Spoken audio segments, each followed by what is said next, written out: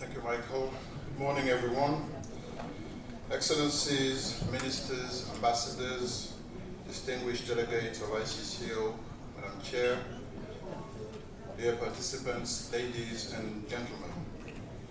On behalf of the International Cocoa Organization, I would like to wish everyone here a very warm welcome to this, the first international conference on the cocoa market outlook. While the topic of this event is an intrinsic part of most meetings of ICCO, this is the first time that we are holding an international conference on the specific topic of cocoa market outlook. This is mainly because in the past few years, we have experienced a considerable increase in the number of requests for information or interviews to provide our views on the global cocoa market situation and its prospects. In addition, recently there has been several articles published in the press commenting on the prospects of cocoa availability to meet rising demand from consumers around the world. Increasing and improving market transparency, disseminating up-to-date and reliable market information are among the key mandates of the International Cocoa Organization and more broadly, critical factors in ensuring a sustainable world cocoa economy. It is against this background that we decided to organize this conference, which aims to bring together recognized experts and analysts of the cocoa and chocolate market in order to receive and discuss their views. And what better time for such an event to take place than just before the start of a new cocoa season.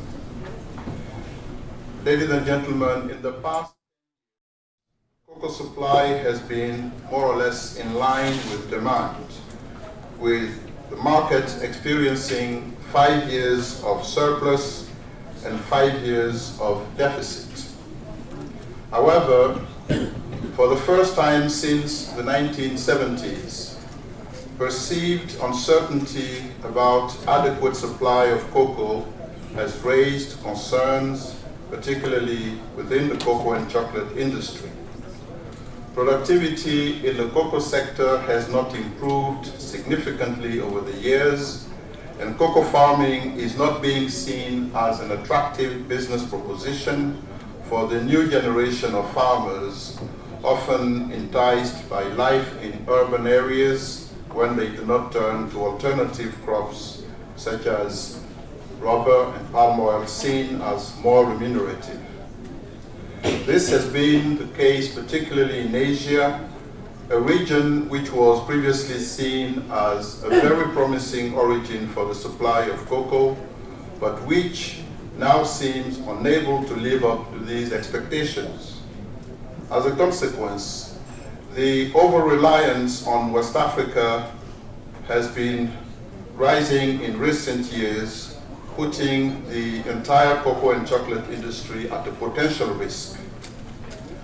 The Latin American region is experiencing a boom in cocoa production, mainly thanks to investors seeing cocoa as a great business opportunity, but also thanks to the high quality research that is being carried out in this region, leading to high yielding planting material.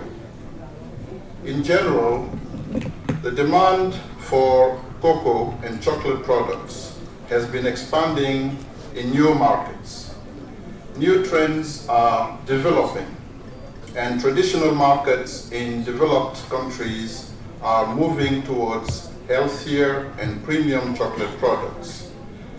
This accumulation of factors has led some analysts to make the prediction that the world may run out of cocoa in a few years' time, leaving chocolate consumers around the world confused. However, the International Cocoa Organization believes that there is no immediate cause for concern about the supply of cocoa over the next 5 years. Indeed, we believe that while there has been a tight relationship between supply and demand over the years, and while ICCO's projections show that supply deficits are likely to occur during the next 5 years, we believe that the stocks of cocoa beans currently available should cushion this development before production growth accelerates with current plantations being established throughout producing countries. In other words, we currently see no structural threat to the supply of cocoa for chocolate manufacturing. Many of the constraints identified in the cocoa sector, namely sustainability, productivity and quality improvement, management of cocoa pests and diseases, food safety issues, climate change, involvement of the youth in the cocoa sector, empowerment of women, and especially the increase in cocoa farmers' income, to name but a few. All these constraints lie at the heart of the work of the International Cocoa Organization, its member countries, and its partners worldwide. The ICCO Global Cocoa Agenda, adopted in November 2012 in Abidjan, seeks to address these serious issues. Ladies and gentlemen, I am certain that the speakers that we have today will help us to better understand these developments. And together, we can ensure that we will have a continuous and harmonious increase in production to meet the demand of cocoa, not only in terms of volume, but also in terms of quality. This development should inevitably be followed by an improvement in the living conditions of cocoa farmers around the world. Now, more than ever, there is no way in which the cocoa sector can attract and motivate young farmers and future cocoa farmers if this activity is not perceived as remunerative enough. This means that the concept of fair price, as indicated in the International Cocoa Agreement, has to be given some substance. It is the subject of interpretation, we know, and work is still ongoing within the ICCO circles, but it is nevertheless a challenge that we must tackle head-on. We are therefore hoping to use the opportunity of this conference to hear about the significant changes and challenges that are occurring in the cocoa trade, processing, and manufacturing industry, but also on the cocoa futures market. The conference today is divided into 5 parts. After an overview of global supply and demand for cocoa, we will cover the supply outlook and the economics of cocoa farming. This will be followed by cocoa price development and future markets, and we will also cover the economics of cocoa processing and manufacturing. We will end with an in-depth review of the chocolate market in its diversity and dynamism. It certainly promises to be a very exciting day, and I for one look forward to very stimulating, even at times controversial debates. Before concluding, I would like to express our gratitude to all the speakers who are going to take the floor today. You are the best experts that we could identify. You are among the most knowledgeable people on this topic, and we really appreciate that you've taken the time to attend this event and impart with your knowledge.